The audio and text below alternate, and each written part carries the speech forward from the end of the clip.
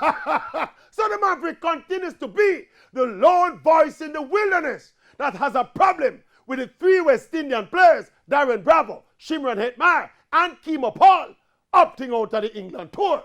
I think if you are an international cricketer, you must go play cricket. Same like how the bus driver and the construction worker and the journalist are all exposed to certain elements of risk in doing their jobs.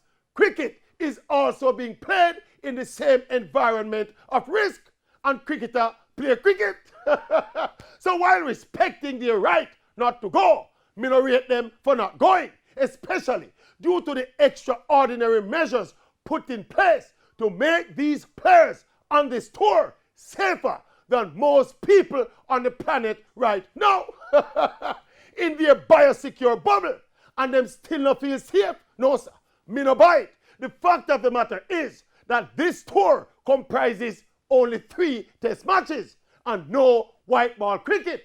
So outside of the fact that the test cricket money is small, importantly, there will be no window to showcase their T20 talent to the big bidders of the market.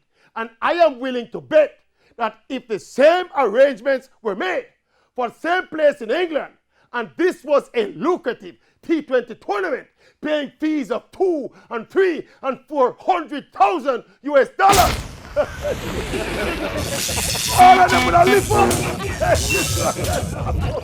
This one me a talk about. I rest my case. I rest my case.